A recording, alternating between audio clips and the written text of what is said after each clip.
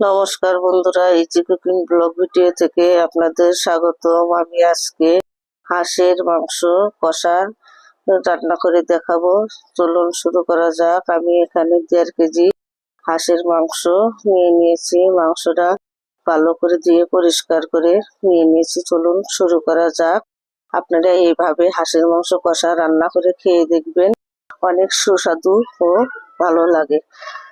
আমি হাঁসের মাংসতে দিয়ে দিলাম স্বাদ মতো লবণ, দিয়ে দিলাম হলুদ, দিয়ে দিলাম ধনে গুঁড়ো, দিয়ে দিলাম রসুন বাটা, দিয়ে দেব আদা বাটা, আর দিয়ে দেব জিরে বাটা, দিয়ে দেব 2 চামচ পেঁয়াজ বাটা। পেঁয়াজগুলো আমি সেদ্ধ করে বেটে নিয়েছি। আর দিয়ে দেব এখানে গরম মশলা বাটা। গরম মশলায় আছে 2টি সাদা এলাচ, 2টি কালো এলাচ ও দারচিনি, 2টি লবঙ্গ একসঙ্গে বেটে নিয়েছি। এখন দিয়ে দিলাম 2টি রসুন, আর দিয়ে দিলাম রান্নার তেল। তেল দিয়ে মাংসগুলোকে ভালোভাবে মেখে আমি 10 মিনিট রেখে দেব এভাবে। আর দিয়ে দিলাম 2-3 চামচ শুকনো মরিচ বাটা। আপনারা গুঁড়াও দিতে পারেন। আমি সব মশলা বেটে নিয়েছি। এখন দিয়ে দেব কয়েকটি কাঁচামরিচ চেরা, যাতে কালারটা ভালো হয়। এখন আমি 10 মিনিট রেখে দেব। এখন চুলায় কড়াই বসিয়ে দিয়েছি। কড়াইয়ে তেল দিয়ে দিলাম, তেলটা গরম হতে থাক। এখানে আমি কয়েকটি আলু টুকরো করে কেটে নিয়েছি, তাতে দিয়ে দিলাম লবণ, দিয়ে দিলাম হলুদ। আলুগুলো মেখে এখন আলুগুলো আমি ভেজে নেব। তেলটা গরম হয়ে গিয়েছে, আমি একে একে আলুগুলো ভেজে নেব।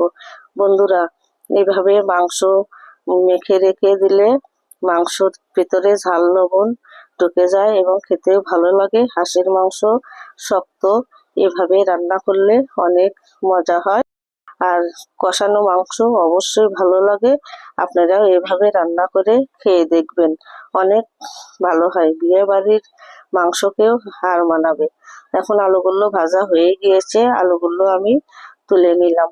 বন্ধুরা, অবশ্যই এভাবে রান্না করে খেয়ে দেখবেন। আমি ওই তেলেই দিয়ে দিলাম 2টি তেজপাতা, 2টি দারচিনি, দিয়ে দিলাম 2-3টি পেঁয়াজ কুচি। পেঁয়াজ কুচিটা একটু সময় নিয়ে ভেজে নেব। আমার পেঁয়াজটা ভাজা হয়ে গিয়েছে, লাল লাল করে ভেজে নিয়েছি। এখন মেখে রাখা মাংসগুলো দিয়ে দিব। দিয়ে আমি মাংসগুলো কষিয়ে নেব। বন্ধুরা, পাটায় বাটা মশলা দিয়ে রান্না করলে যে কোনো তরকারি অনেক মজা হয়। আপনারা চাইলে ব্লেন্ডার করেও নিতে পারেন। আমি এভাবে কষিয়ে নিব। হাঁসের মাংস যত কষাবেন ততই ভালো লাগে। আমি মাংসটা অনেক ভালো করে কষিয়ে নেব, যাতে মাংসটা সেদ্ধ হয়ে যায়। দেখুন বন্ধুরা, মাংস থেকে জল বেরিয়েছে। আমি এই জল দিয়েই মাংসটাকে সেদ্ধ করে নেব। আবারও ঢাকনা দিয়ে ঢেকে জলটাকে শুকিয়ে নেব। বন্ধুরা, আপনারা যারা আমার চ্যানেলে নতুন, অবশ্যই বেল বাটন অন করে রাখবেন, যাতে আমার ভিডিওটা আপনার মোবাইলে পৌঁছে যায়। আর এখনো যারা সাবস্ক্রাইব করেন নাই, অবশ্যই সাবস্ক্রাইব করে আমার সঙ্গেই থাকবেন। আর অবশ্যই বন্ধুদের মাঝে শেয়ার করে দিবেন। আপনারা আমাকে এগিয়ে নিয়ে না গেলে আমি এগোতে পারবো না। আপনাদের কাছে আমার অনুরোধ রইল, আপনারা অবশ্যই আমাকে এগিয়ে নিয়ে যাবেন, আমি যাতে এগিয়ে যেতে পারি। আপনাদের কাছে আমার অনুরোধ রইল। এখন ভেজে রাখা আলুগুলো দিয়ে দেব। আমার মাংস কষানো হয়ে গিয়েছে, মাংস থেকে তেল ছেড়ে দিয়েছে। দেখুন, মাংসটা আমার প্রায় সেদ্ধ হয়ে গিয়েছে। বন্ধুরা, মাংসটা সময় নিয়ে কষিয়ে নিয়েছি। মাংস যত কষাবেন ততই মাংস খেতে ভালো লাগে, কালারও ভালো হয়।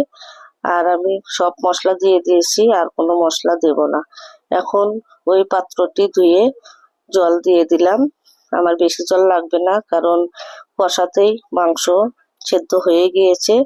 আমার রান্নাটি হয়ে গিয়েছে, আর একটু কষিয়ে নেব। বন্ধুরা, মেহমান আসলে এইভাবে রান্না করে খাওয়াবেন, আপনার রান্না খেয়ে পঞ্চমুখ হয়ে থাকবে। আপনার রান্নার প্রশংসা করতে বাধ্য হবে। এভাবে রান্না করে খাবেন, খেয়ে দেখবেন কেমন লাগে, কমেন্টে জানিয়ে দিবেন। হাঁসের মাংস এভাবে রান্না করলে অনেক মজা হয়, দেখতেই পাচ্ছেন লোভনীয় কালার হয়েছে, দেখলেই খেতে মন চাইবে। দেখুন বন্ধুরা, অনেক সুন্দর কালার হয়েছে।